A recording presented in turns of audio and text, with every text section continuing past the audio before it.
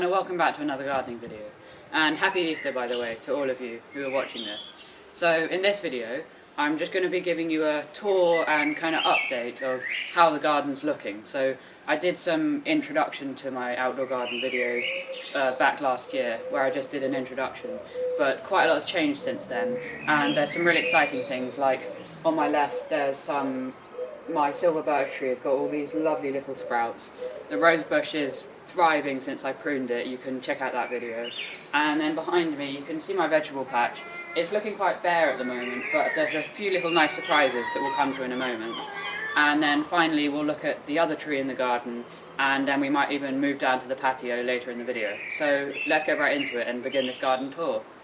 So first of all we're going to be looking at my silver birch. But if you can see, it's really tall now. It's almost the same height as me, the top of it being here. And you might be able to see lots of little kind of pointy specks on it. And those are the brand new leaves. And they're just so nice. They've got nice little, there's like a ton of leaf sprouts all over it. And just like 2 weeks ago, it was just like a bare stick, basically. And now it's got a ton of buds, and lots of them are already turning into little leaves. And on the lower branch, there's even a nice little catkin that's kind of revitalized. And if you can see these big kind of canes, these are just in there to try and keep it as straight as possible while it's in this kind of early stage of life. But yeah, it was a super exciting surprise when I came home a few weeks ago. So yeah, that's my silver birch tree. So next up we're going to be looking at the apple tree. And if you can see from there, not much is going on. It doesn't have any proper leaves on it like my silver birch does. However, if you look quite closely on some of the little branches, there are lots of tiny little buds about to open, and those will soon tune into leaves, and then in maybe between 1 and 3 months it will burst open in a colour of like whitey pink apple flowers, and that will look so beautiful. But you can just see the nice little buds looking so nice. Then if we come over to this corner, you can see the rose bush behind me, and it's looking so bushy and loads of new growth, and just absolutely wonderful compared to that small tiny stick-like bush that was here only like a month or so ago. And you can check that out in the video I did where I pruned the rose bush, and there was just a few tiny little sprouts, and now from that pruning it has exploded, as you can see here, and lots of roses will follow quite quickly in the coming few months. Then just another small little spring highlight is we had some flowers left over from the window boxes. I did a video on making spring window boxes, so go and have a look at that if you want. But these were just some leftover flowers, so I thought I'd just put them in the garden. It would make a nice little addition, and I put them in kind of a ring shape around the rose bush, so even from afar they make a nice just little circle of the garden. And you can see we've got some dwarf narcissi there, a little geranium, some primroses, a wild bluebell at the back, and just a nice little addition. So now we come to the more exciting parts of this upper part of the garden. And you can see the vegetable bed in front of me, and here is just a big kind of green mass, and that's because a couple of days ago we cut the lawn, we got a load of grass clippings for it, and I thought, why throw it away when I can mulch it onto my bed? Anyway, this bed has potatoes in. There are some little sprouts here and here. They're super sweet, just sprouted a few days ago. Took about 20 days to sprout, I think, and they were just supermarket potatoes. And so I got all this grass and I just piled it on top.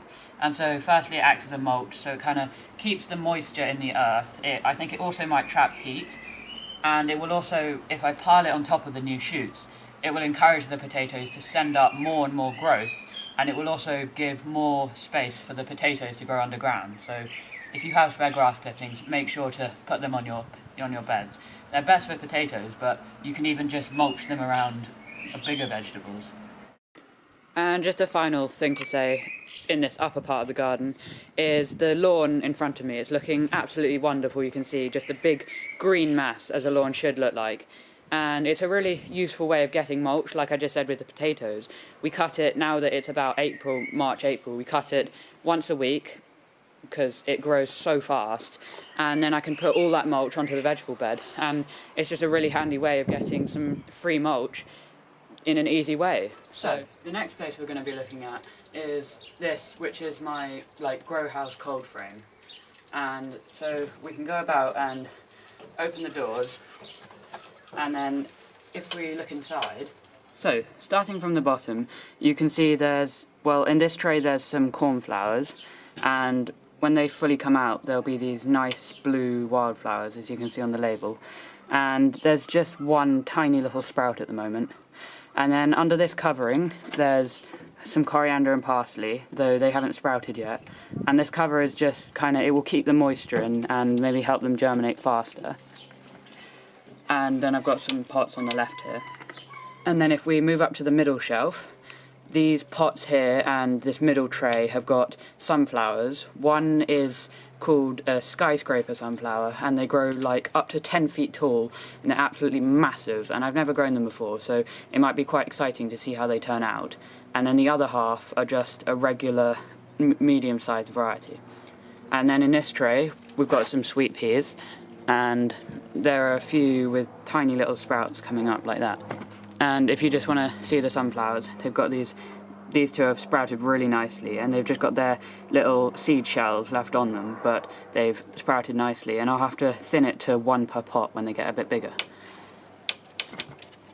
And then in the corner over there you can see there's a nice big rosemary plant. And then if we go over to the top shelf, as you can see, this is the best shelf so far. In this tray we've got some lettuces, I think it's Little Gem, and some gourmet loose leaf cutting mix, so like a mixed lettuce variety. And then at the back here we've got some masterpiece green broad beans, and they've been damaged a little bit by slugs and snails, even though they're in this cold frame, but I think there's enough growth that they'll bounce back. And then in this tray, like on the second tray, there's some sweet peas, and these will turn out like these. It's a Horizon mixed variety, and you can see there's these nice little sprouts coming up. So that's the cold frame. So probably one of the most exciting things that's happened in this patio area is that this little oak tree, which I got planted in last year, or it's been growing for a few years. It got grown from an acorn. Well, during the winter it just completely died, and last year I divided it because it was in the same pot with a few other little oak trees. You can see them in the background. And it all the leaves died even in summer, and I thought it wasn't going to recover, but now that spring come, you can see there's all these tiny little shoots sprouting out of it. That's so exciting. So now I know that it hasn't actually died, and it's still a nice little oak tree. Now, one of the more prettier things in the patio, this big tree you see in front of you with the lovely pink flowers, this is a camellia tree, and I talked a bit about it in one of my introduction to my garden videos, and it wasn't flowering then, it just had a few buds on it, and it was looking pretty much the same as it is now, but about a week ago it started flowering, and there's still lots of buds about to come out, but if you have a look at the flowers themselves, they're absolutely wonderful.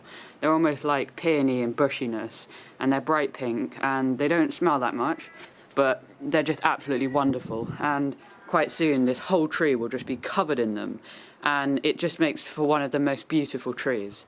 And you can see this shade of pink, it's just so lovely, and I just wanted to share this beauty with you all. Now, if we go over to the other side of the camellia tree, there are these two little pots here, and then this big felt bag here. And these are some daffodils, and I'm not entirely sure what this is, but it's got these nice, bright, purpley blue flowers, so that's nice. And if you can see this bag of strawberries, they haven't actually produced any fruit yet, but the plants are doing really well, especially the ones at the top. But even the little ones at the bottom, when I first put them in, they were relatively small, like this bottom one, and now they've got this whole bunch of new growth in the middle and loads of fresh leaves. So that's really exciting, and I'm hoping that this year they'll actually give me some nice fresh strawberries for me to eat. Thank you for watching. So I hope you found this video quite interesting. We've covered quite a lot of cool things that have happened in my spring garden. Things like the rose bush, all the new little sprouts coming up in the cold frame, my silver birch tree with its little leaves, and the potatoes were especially exciting. And if you're new and you like this video, then please hit that subscribe button and tap that like button while you're there. And yeah, I hope you watch some of my other videos if you want, and I look forward to seeing you in the future. And thank you for watching, and goodbye.